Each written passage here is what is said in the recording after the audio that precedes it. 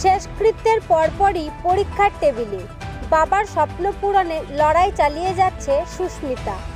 কখনো কখনো বাস্তবতায় এতটাই কঠিন হয়ে ওঠে যে মনের জোর না থাকলে সামনের দিকে এগিয়ে চলা অসম্ভব হয়ে পড়ে।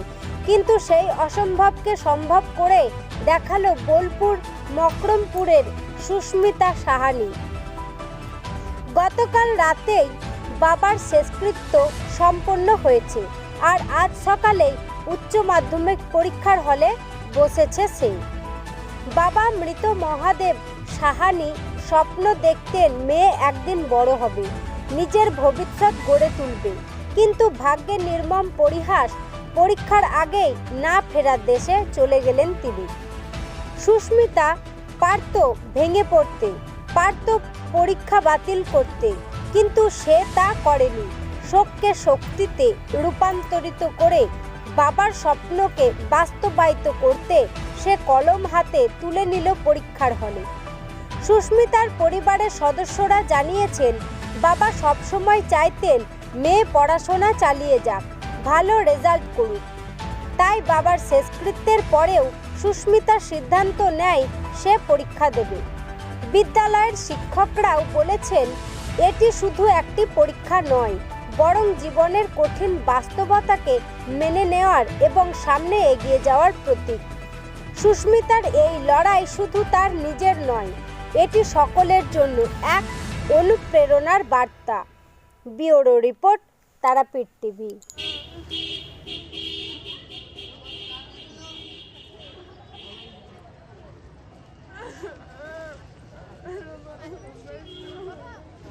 কিচ্ছু হবে না, কিচ্ছু হবে না।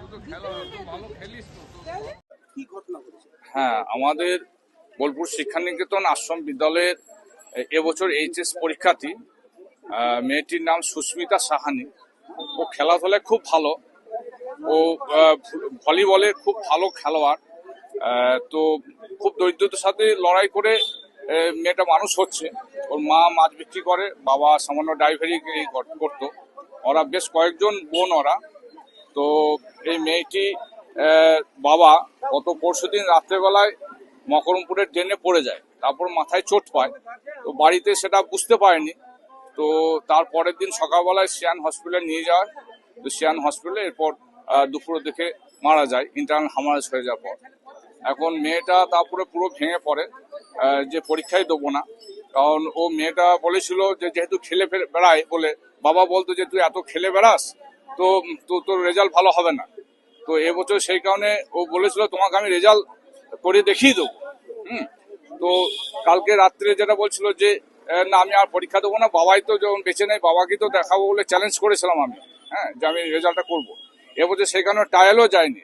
ও ডিস্ট্রিক্টে খুব ভালো মেসার, ভলির মেসার এবং স্টেট লেভেলে আন্তঃরাজ্য খেলোয়াড়। এবছর ট্রায়ালে যায়নি শুধুমাত্র এইচএস পরীক্ষার জন্য। তো এরকম একটা দুর্ঘটনা ঘটে গেল। এরপর আমাদের স্কুলের সমস্ত শিক্ষক শিক্ষিকা আমাদের কালকে সারাদিন ধরে ওকে কাউন্সিলিং করছি। কালকে রাত্রে ওর সৎকাজ হয়েছে কংগ্রেতলায়। আজকে সকাল অবধি ওকে বার করে আনাটা আমাদের কাছে চ্যালেঞ্জ ছিল। তা আমাদের সমস্ত শিক্ষক শিক্ষিকারা সব সময় পাশে থেকে ওর পাশে বাড়িতে এবং পাড়া প্রতিবেশীরাও খুব সহযোগ করেছে, পাশে নিয়ে গিয়ে ওকে কোনো রকম রেডি করে আমরা এই মুহূর্তে ওকে স্কুলে ওকে ঢোকালাম।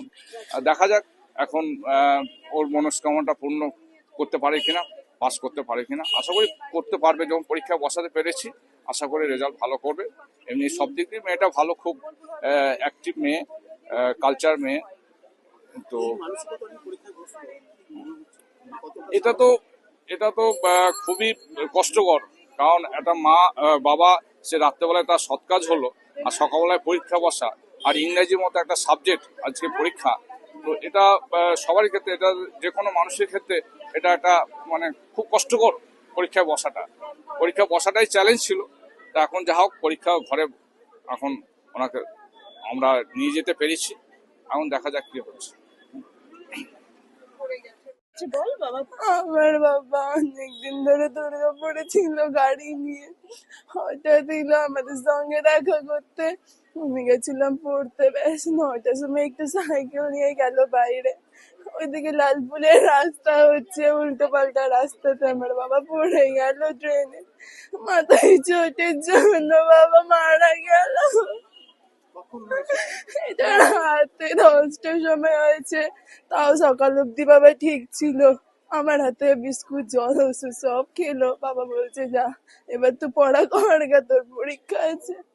মারা হসপিটাল নিয়ে গেল, স্ক্যান করলো, গোটা বডিতে কিছু হয়নি, মাথায় রক্ত উঠে গেছিল, ব্রেন স্ট্রোক হয়ে গেল আর মারা গেল 1টার মধ্যে। আমার বাবার স্বপ্নের জন্য আমাকে পরীক্ষা দিতে হচ্ছে। আমার বাবা বলেছিল আমার ফার্স্ট ডিভিশনের রেজাল্ট দেখবে। বাবা অনেক হ্যাঁ, ভালোবাসতো গল্প হচ্ছে। আমাকে, একা করে চলে গেল বাবা। বাবা